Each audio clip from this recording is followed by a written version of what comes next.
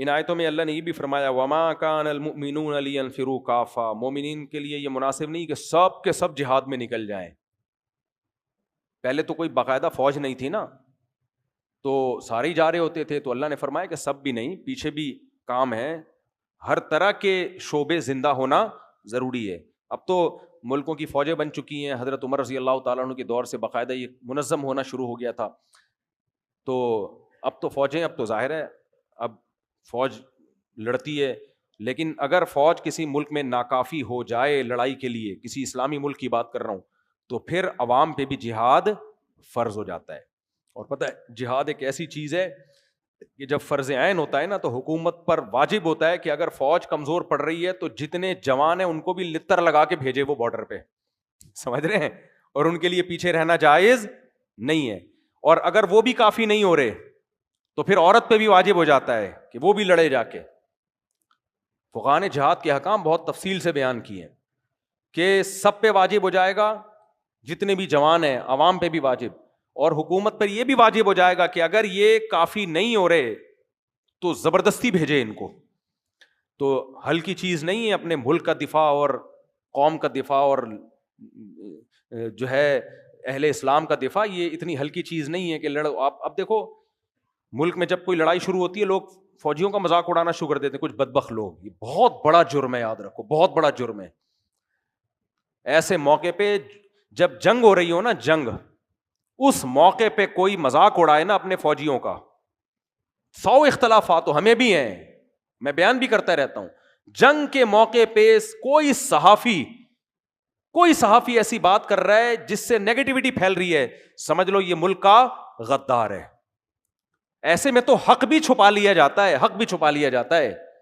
اس میں حق اور باطل نہیں دیکھا جاتا، اس میں یہ دیکھا جاتا ہے کہ کون سا ایسا کام ہے جس سے بارڈر میں لڑنے والے فوجیوں کے حوصلے پست ہوں گے. کوئی بھی ایسی بات کی جائے، ایسے میں حق بھی چھپا دیا جاتا ہے. اگر کسی کی غلطی ہے اس کو بھی پردہ ڈال دیا جائے گا. مثال کے طور پر کوئی کمانڈر میدان میں کھڑا ہوا فوجیوں کو حکم دے رہا ہے کہ آگے جاؤ، کوئی دوسرا آ کے بولتا ہے بھائی کمانڈر تو 2 نمبر آدمی ہے. یار اب کہنے کی کیا ضرورت ہے؟ اس کا مطلب یہ ہو کہ آپ امیر کی اطاعت اس کے دل میں اس کا جذبہ کم کر رہے ہو، تو یہ تو ڈی موٹیویٹ ہوں گے، یار ہمیں 2 نمبر آدمی کی اطاعت ہم کر رہے ہیں. بھائی اس موقع پہ جب جنگ ہوتی ہے، ایمرجنسی ہوتی ہے، اس میں سب نے مل کے فوجیوں کا حوصلہ بڑھانا ہوتا ہے اور سب نے متحد ہو کے دشمن کا مقابلہ کرنا ہوتا ہے. چاہے سوشل میڈیا پہ کریں، چاہے میدان جنگ میں، بھائی سارے اختلافات ایک طرف، لیکن ہم اپنے ملک کے ساتھ ہیں. سوال ہی پیدا نہیں ہوتا کہ ہم جب انڈیا نے اٹیک کیا تھا تو بڑا اچھا ایک لوگوں میں جو مخالفین بھی تھے وہ بھی حامی ہونا شروع ہو گئے تھے، لیکن کچھ بدبخت ایسے خبیث تھے وہ آخری دن تک مخالفت کرتے رہے ہیں ہماری فورسز کی. خود ہی لڑیں، ہم تو نہیں لڑیں گے، انہی کا کیا کرتا ہے، اس طرح کی بکواسات کر رہے تھے. لیکن جب ادھر سے میزائل داغے گئے ہیں اور پاکستان کو فتح ہوئی ہے تو پھر آ گئے واپس پلٹ گئے نا. یہ منافقین کا یہی ہے، لا الہ ہؤلاء ولا الہ ہؤلاء. تو اس لیے میرے بھائی لڑائی میں جو ہے نا متحد ہو جایا کرو اور یہ کوشش کیا کرو یار ہمیں بھی موقع ملے بارڈر پہ جانے کا. ابھی جب مودی نے میزائل مارے تھے نا تو کئی لڑکوں کے فون آئے، مصعب ہمیں بھی لے کے جاؤ بارڈر پہ. میں کہتا یار میں خود کوشش کر رہا ہوں، ہم بھی 2-4 ٹھش پش کرنے جا کے کیا ہے، گولا آ گیا تو شہید ہو جائیں گے اور کیا ہے. سیدھا حدیث میں آتا ہے الجہاد مختصر طریق الجنہ، جنت کا سب سے شارٹ راستہ کون سا ہے؟ جہاد ہے. ویسے ہمارے کون سے اتنے اچھے اعمال ہیں، وہاں لتر لگنے کا زیادہ خطرہ ہے ہم سب کو. تو سب سے آسان راستہ یہ ہے. تو بارڈر پہ لڑائی ہو، فوجی کمزور پڑ رہے ہو، ہر نوجوان کا جذبہ ہونا چاہیے مجھے بھیجو یار. لیکن اللہ کا شکر ہے جب یہ بنیان مرصوص آپریشن ہوا تو بہت سے نوجوانوں کا جذبہ تھا، میرا اپنا بھی جذبہ تھا، لیکن کوئی لنک ہی نہیں مل رہا تھا کدھر سے جائیں. میں نے کہا یار مزہ نہیں آ رہا تھا، خدا کی قسم بستر پہ مزہ نہیں آ رہا تھا یار. ادھر جاؤ یار 2-4 میزائل تو داغو نہ، جا کے انگلی کٹا کے ہی شہیدوں میں نام لکھوا دو. تو ایسے موقع پہ یہ جذبہ ہونا چاہیے. یہ بےغیرت قسم کے جو صحافی بکواسات کر رہے ہیں نا، ان کی مت سنو. اس موقع پہ کچھ بےغیرت صحافی ہیں، وہ گند ہی ان کے منہ سے ہمیشہ گوں ہی نکلے گا. باقی جب جنگ ختم ہو جائے پھر لڑو آپس میں. وہ تو ہم لڑ رہے ہیں، اللہ کا بڑا فضل ہے، سیاسی لڑائیاں بھی ہوں گی وغیرہ وغیرہ بھی ہوگا، تو پھر لڑو آپس میں. دشمن کے سامنے کیا ہے ایک. اور یہ جو لڑائیاں ہو رہی ہیں نا، یہ ان لڑائیوں کے پیچھے اسرائیل اور انڈیا ہے. سمجھ میں آ رہی ہے بات؟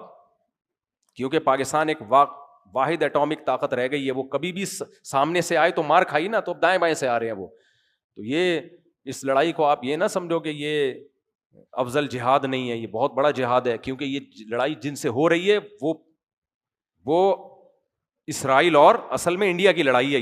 یہ وہ دونوں مل کے ہم سے لڑ رہے ہیں، کیونکہ پاکستان ایک واحد طاقت رہ گئی ہے، انہوں نے اس ملک کی واٹ لگانی ہے تاکہ کباب میں جو سب سے بڑی ہڈی ہے وہ سائڈ پہ ہو جائے. تو اس لیے جذبہ پیدا کرو اپنے اندر ایسے موقع پہ. تو یہ تو متحد ہونے کا بہترین موقع ہے. خیر جلدی سے میں ختم کرتا ہوں درس کو. ساری آج جہاد کی آیتیں، اللہ نے اتنی آیتیں بیان کی ہیں ایسا زبردست.